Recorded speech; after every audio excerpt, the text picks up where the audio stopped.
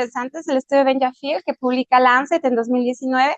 Este estudio pretende básicamente estimar la prevalencia y la incidencia de la apnea del sueño en los diferentes países del mundo, sobre todo en los países que no pueden generar sus propias estadísticas, los países pues, que no tienen dinero para generar este tipo de trabajos estadísticos. Bueno, el trabajo de Jafil estima que 936 millones de personas en el mundo padecen apnea del sueño y de estas, 45% de estas personas tienen apnea del sueño que necesitan ser tratadas con un dispositivo de presión positiva, que es la terapia que más eficacia tiene para tratar la apnea del sueño. En el 2015, esta enfermedad ocasionó un gasto de 12.4 billones de dólares en Estados Unidos. Son las estadísticas que existen hasta ahora y pues los países donde se reporta más prevalencia son los países más habitados y los países más desarrollados.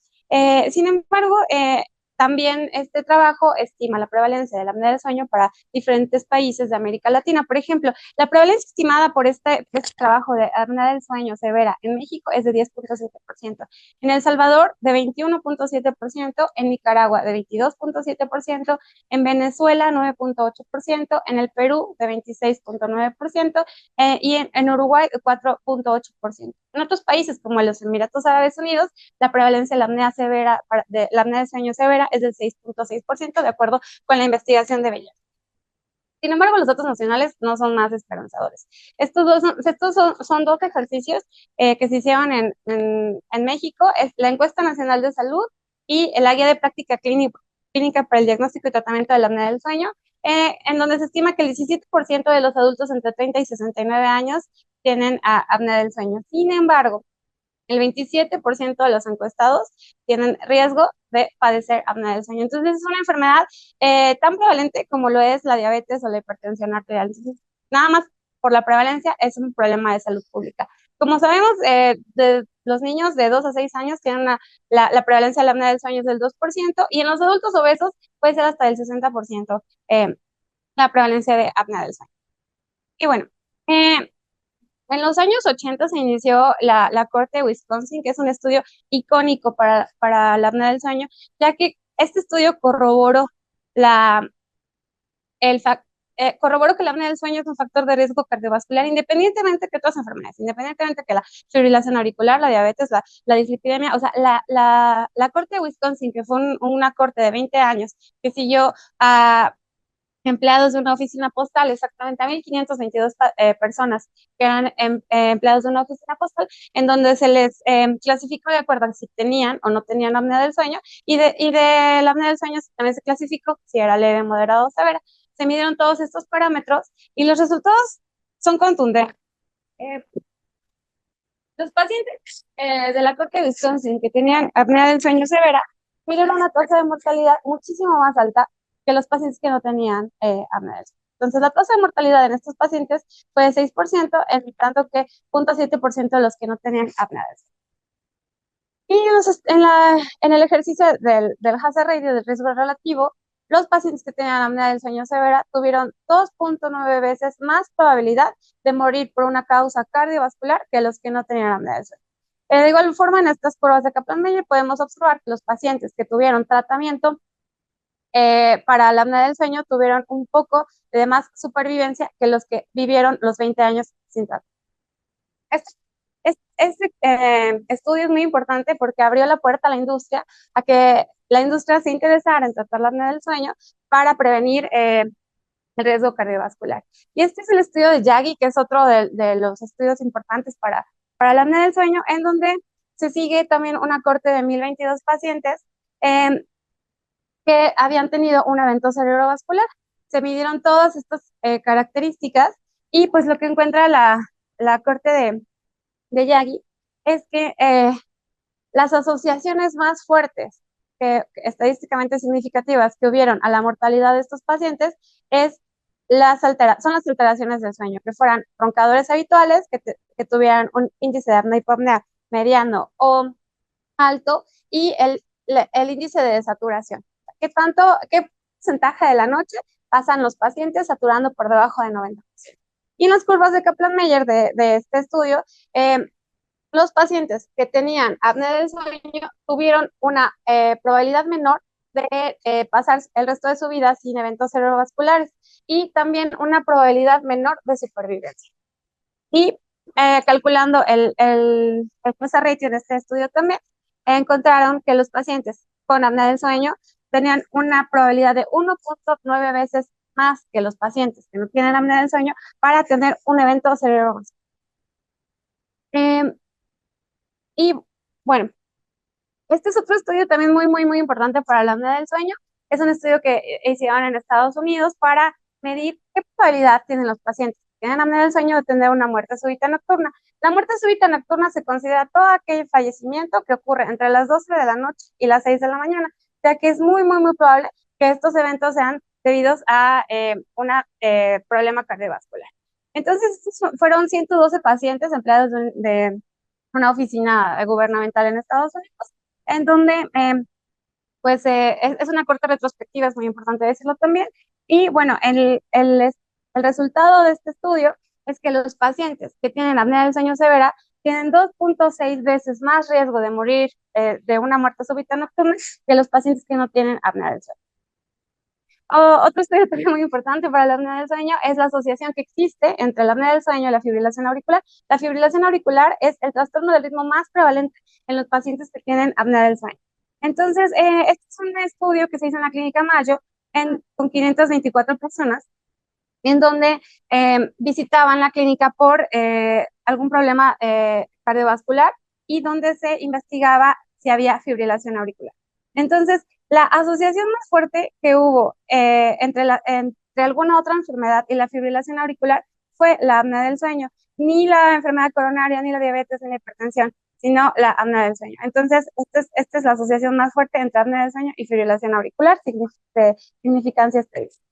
Y este es un estudio muy importante que se hizo en España, se llama la CREP española, que siguió 5 años a 4.910 personas. El objetivo de este estudio era establecer si la apnea del sueño hacía más probable que una persona tuviera cualquier tipo de cáncer. Y pues lo que encontraron es muy interesante. Las personas que tuvieron apnea del sueño severa tuvieron 1.6 veces más riesgo de contraer cualquier tipo de cáncer a lo largo de los 5 años, que fue la corte de española, pero las que tuvieron apnea del sueño con un índice de saturación mayor a 12%, tuvieron un riesgo de 3.2 veces más de desarrollar cualquier tipo de cáncer durante los 5 años que siguieron esto. En los grupos de Kaplan-Meier, nuevamente podemos observar que el índice acumulado para la incidencia de cáncer es muchísimo más en pacientes con apnea de sueño severo, pero es muchísimo más, se acrecenta si estas personas tienen un índice de desaturación alto, que es una de las causas que más ocasionan efectos biológicos patológicos en los pacientes. También, esta es otra corta perspectiva de 40 pacientes en los que estos pacientes fueron captados por una clínica cardiológica porque ya habían tenido un evento isquémico, un síndrome coronario.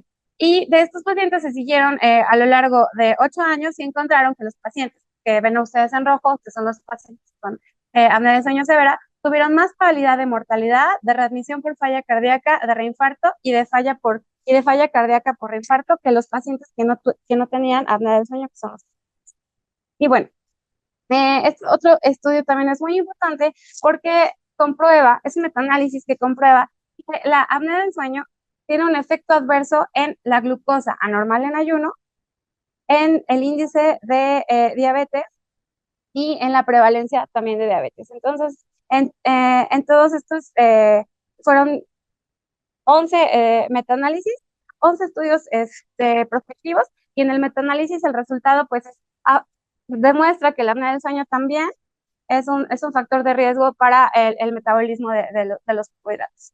Y este también es un metaanálisis que sigue a 1.333.424 personas. O sea, la muestra es enorme, en donde se comprueba que la apnea del sueño es un factor de riesgo para desarrollar demencia tipo Alzheimer y Parkinson. No lo es para la demencia vascular, pero sí para las otras dos causas más importantes de deterioro neurológico en la tercera edad. Y bueno, también este es otro estudio muy importante en el que comprueba, esta es una revisión narrativa que se hace en España, en donde pues estiman que las personas que tienen apnea del sueño tienen 3 a 6 veces más riesgo de tener un accidente de tráfico. Recordemos que los accidentes de tráfico son la primera causa de muerte en el grupo etario más productivo. ¿Okay? El 7% de los accidentes de tráfico en hombres son secundarios a apnea del sueño. Y hay 2 veces más riesgo de desarrollar, de tener algún accidente laboral si tienen apnea del sueño. Ahora, si sabemos que la apnea del sueño es una enfermedad tan importante que aumenta el riesgo cardiovascular, el riesgo de dislipidemias, de dismetabolias y de enfermedades neurodegenerativas, también sabemos que el CPAP es la mejor terapéutica para la apnea del sueño porque existe la cirugía que nosotros hacemos. Y bueno, aquí las estadísticas son un poco más deprimentes que las nacionales, porque estos son los 2 estudios prospectivos que existen hasta ahora, en donde podemos, este es un estudio de 5 años, este es un seguimiento de 3 años, en donde el 15% de los pacientes abandona el CPAP después de la primera noche. El 20% de los pacientes abandona el CPAP en el primer año de uso y el 25% de los pacientes abandona la terapéutica en los primeros 5 años de uso. Esos son los estudios prospectivos. Los estudios retrospectivos son aún peores. Se estima que el 50% de los pacientes abandonan el uso del CPAP en los primeros 5 años de tratamiento. Y este es el único metaanálisis que existe en PubMed acerca de la eficiencia de la cirugía para la apnea del sueño, la cirugía multinivel, que es el tema de este curso. Entonces, este es un trabajo que hicieron en China con 4,000 pacientes, en donde pues se comprueba con valores de significancia estadística que la cirugía multinivel mejora el índice de apnea y hipopnea, mejora el porcentaje de REM durante la noche, la latencia sueño, el porcentaje de saturación nocturna, mejora también la escala visual análoga del ronquido, la escala de somnolencia de Epworth y las escalas de calidad de vida. Entonces, pues no hay mucho más que decir. Tenemos 23 años practicando las nuevas cirugías para la apnea del sueño y pues bueno, matemáticamente comprobado el efecto favorable de la cirugía multinivel para tratar la apnea del sueño. ¿Y por qué nosotros, otorrinos, debemos saber tratar la apnea del sueño? Pues primero porque la apnea del sueño es un padecimiento multifactorial, pero que se centra en la vía aérea superior. Y no hay un mejor especialista que nosotros, no hay un mejor anatomista de la vía aérea superior, no hay un mejor cirujano de la vía aérea superior que nosotros los otorrinos. Y pues también porque 2 de cada 10 pacientes que ustedes tengan en una consulta ordinaria son pacientes que tienen apnea del sueño. Y estos pacientes tienen 3 veces más riesgo de morir por una causa cardiovascular, 2 veces más riesgo de morir de un evento cerebrovascular, 3 veces más riesgo de desarrollar hipertensión arterial sistémica, 3 veces más riesgo de desarrollar tumoraciones malignas, y porque al menos 2 de 10 pacientes que ustedes les prescriban un CPAP lo van a abandonar en los primeros 5 años de tratamiento. Entonces, pues son datos para reflexionar, son datos para llevar a casa y es todo por la primera charla. Si tuvieran alguna pregunta, con mucho gusto los escucho.